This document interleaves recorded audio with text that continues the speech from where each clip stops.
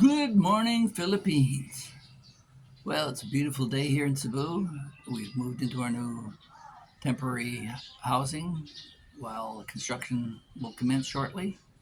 And you can get updates on my other channel at Phil's Philippine, Phil's Finest Philippine Fables. Yeah.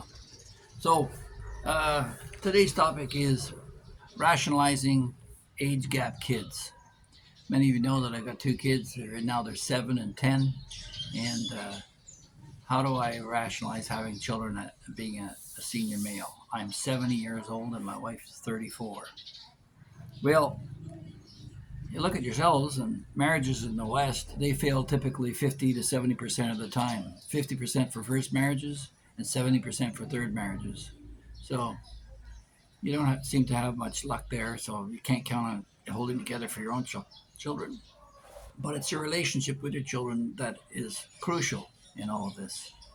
And sadly, I could confess that I was so busy working, trying to run three businesses at the same time, that I missed out on a lot of times. Despite the fact taking vacations with them and showing them the world, they still don't talk to me. But anyway, so yeah, I can't count on the marriage being there for the kids. Children in nature, they naturally learn to forage by the age of 7. Fact is that as Homo sapiens is born immature in its development, and because our heads are so big, we're actually born early, so we don't kill our pregnant mothers in delivery. So for that to happen, our mental development continues to grow in large part for the first 4 years of our development, and our personalities and preferences are pretty well set at that point. So by age of 7, they say that the child is able to forage and find food in nature. So hence the old adage about the 7-year itch, where a woman looks for another mate. But that's another topic. As far as their protection, you can offer them insurance, life insurance, health insurance, and or you can self-insure. And to do that, you're going to need to have assets. So that means you're going to have to acquire real estate, some land, maybe some condos somewhere she can generate income off of, some manner in which she has some security once you're gone.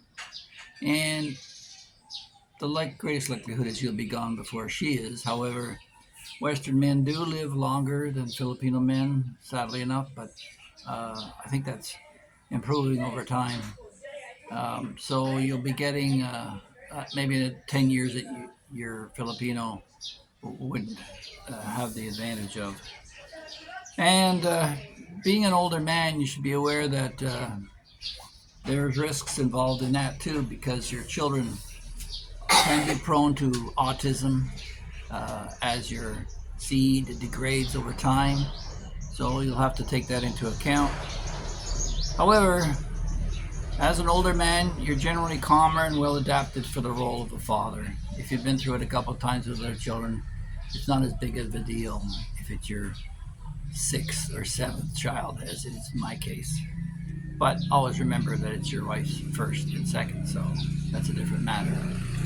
And in most cases with a Filipino, she'll be happy with one because there's not a lot of pressure to have children these days.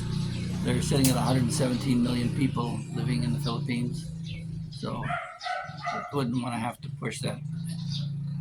In cases where there's children from a previous marriage, if they're conversant with you, they may bond and foster your age gap kids. That may happen in some cases. Who knows? When I'm dead and gone, the situation might change. They may decide to get to know the children, the Filipino age gap kids. Don't forget that dual nationality has a big advantage in a child's future. It gives them opportunities they may not have otherwise. And their proficiency at English and being bilingual or trilingual brings enhanced brain function that may help them later on.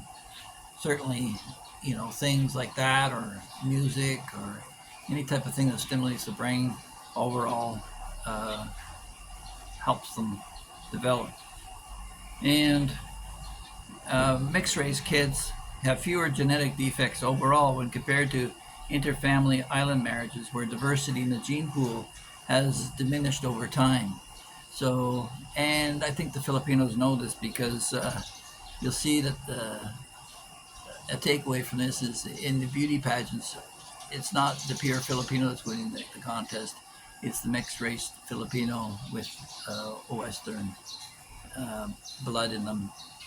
So, and coming at this stage in life with some stable income and your social security and what you've invested over time allows the affordability to expose your kids to new cultures, countries, and activities that weren't accessible to you in the West. Certainly at a younger age, when I was working all the time, although we traveled a fair bit, I showed the kids as much of the world as I could. Uh, I can't do it on the scale that I could today. And childcare costs here are down from the $300,000 to $360,000 it costs in the West to raise a child to the age of 18. Uh, in uh, in the West, a girl may cost 300, but a boy's going to cost you 360 simply because they eat more food. The calories are constant. Some people say, well, what about the fashion? It doesn't come nearly as close to the amount of calories a boy consumes on a daily basis. So yeah, they are more expensive in the West, and it's certainly a lot cheaper to raise here. And along with that comes things like babysitting. You can go to the mall, and for $2, I can get somewhere to watch my kids for a couple of hours in a playground paradise with trampolines and bouncy balls and all kinds of stuff in to play with. So there's that ease when you're shopping to just drop them off and they can have a blast with the other kids playing. So because society here is family oriented, and the free range lifestyle that we experienced growing up, they have here still in the Philippines, certainly within our complex. Uh, the guards may come by occasionally and complain about my boy and his behavior, but for the most part, we're uh, we're in good stead. They're out there playing on the street, drawing chalk lines and playing badminton or basketball. And they're told to come home when the lights turn dark, but they rarely do. We have to chase after them. So, if you're thinking about having a child here in the Philippines as an older man and you've got your house in order, I'm not talking about if you're living under a bridge in Chicago and you squeaked enough money to get to the Philippines to feed yourself. Don't take on that additional responsibility. But if you're in a situation where there is that latitude, there's no greater joy than to be able to have kids as a senior man. Yeah, you're more like a grandpa to them than you are a dad sometimes. And yeah, you probably give in to them more than you should with candies and treats and toys and crap, but you love your kids, no matter what their age. And with that, I'll say to Kimberly and John and Alex and Jocelyn and Catherine, if you're out there, you should get to know your brother and sister, Bella and Bo. They're lovely children, and I think you'd enjoy their company. So with that, we'll say adieu and God bless, and we'll talk to the next one. Don't forget to like, share, and subscribe. Thanks. Bye.